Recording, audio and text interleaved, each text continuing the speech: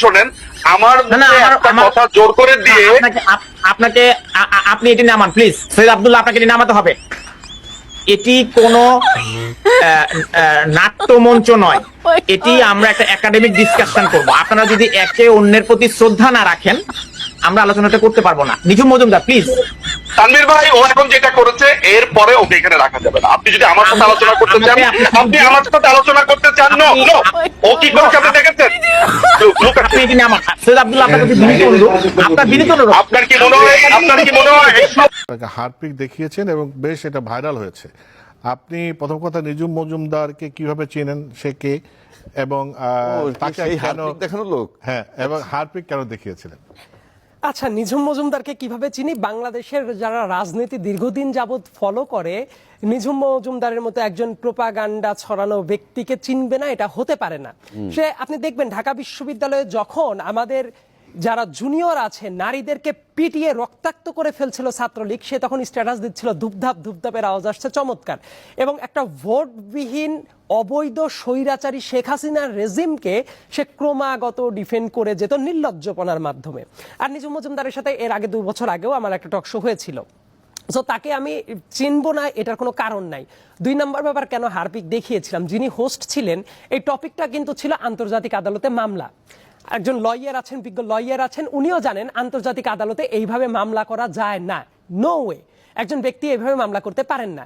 এবং কারা মামলা করেছেন বলা হচ্ছিল, পলাতক যে খুনি সিলেটের মেয়র ছিলেন, উনি গিয়ে নাকি মামলা করছেন। ওনারা তো আসামি, ওনারাই আসামি না? ছাত্রদের বুকে গুলি চালানোর নির্দেশ দিয়ে গেছেন, তারা গুলি করেছেন। এবং এইভাবে যে মামলা করা যায় না, কিন্তু দেখবেন অনেক মিডিয়া, বাংলাদেশের অনেক মিডিয়া এটা প্রচার করেছে যে আন্তর্জাতিক আদালতে ডক্টর মোহাম্মদ ইউনূসের নামে মামলা হয়েছে, উপদেষ্টা পরিষদের নামে মামলা হয়েছে। ওই টক শোতে আমি ডিবাঙ্ক করতে চেয়েছিলাম যে এইটা যে মামলাই হয়, এটা যে ভুয়া কথা, নাম্বার 1 এটা। এবং তারা যে ধরনের কজ দেখিয়েছে, তারা বলেছে গণহত্যা হয়েছে 5 থেকে 8 আগস্ট। তার জন্য উপদেষ্টা মণ্ডলী কেন দায়ী? তারা তো তখন গঠন করাই হয় নাই, যে মুহূর্তে এটা নন এক্সিস্টেন্ট।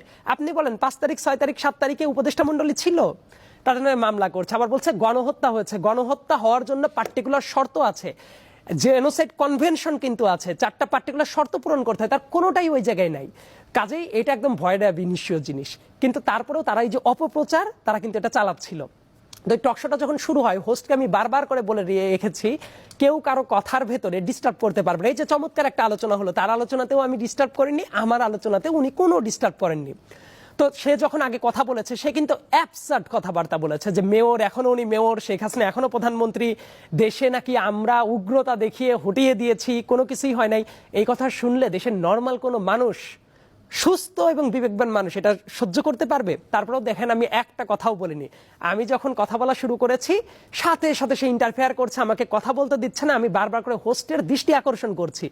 হোস্ট যখনই দেখলাম সে তারপরেও থামাচ্ছে না, নিঝুম মজুমদার চিল্লাচ্ছে, তখন দেখলাম যেমন কুকুর তেমন মুগুর রাখাটা অত্যন্ত জরুরি। কারণ সে কিন্তু সবসময় অতীতেও দেশের যখন ফ্যাসিবাদী রেজিমে কিছু পার্টিকুলার মিডিয়া ছিল, আপনিও জানেন, তাদের টকশোতে গিয়েও যারা বসতো তাদের সাথে চিল্লা পাল্লা করে তাদের জীবন বের করে ফেলার চেষ্টা করত। কিন্তু তার ভাবা উচিত, আমরা যারা আছি সেই ব্যাপারটা তো আমরা সহ্য করব না। তার কাজে আমি বাধা দেইনি। আমি যখন কথা বলছিলাম সে বাধা দিচ্ছিল, তাহলে তাকে থামানোর উপায়টা কি? এবং আমি তো জাস্ট একটা হারপিক প্রদর্শন করেছি, তাতেই সে তেলে বেগুনে জুজে উঠলো। তার সাথে যদি কোনো সম্পর্ক না থাকতো, সে তার নর্মাল কাজ চালাতো। এ থেকেই তো বোঝা গেল হারপিকের সাথে তার কোনো অতীত স্মৃতি আছে, এবং সেটা বাই দিস টাইম সবাই জানে। তো সে যদি নর্ম লঙ্ঘন, ইচ্ছে করে রেখেছিলেন পাশে? আমি আগেই বলেছি, আমি তার ক্যারেক্টারিস্টিক সম্পর্কে জানি। সে যদি আমাকে বাধা না দিত, এইটা আমি আনতামও না। কিন্তু আমি জানি যে যেমন কুকুর তার জন্য তেমন মুগুর রাখতে হয়। এই জন্য প্রতিষেধক হিসেবে আমি রেখেই দিয়েছিলাম, কারণ আমি জানতাম সে এইভাবে যখন ডিস্টার্ব করবে, তারও পাবলিকের কাছে গিয়ে রিয়াকশন, সেটা ভিজিবলি দেখিয়ে দেওয়াটা উচিত।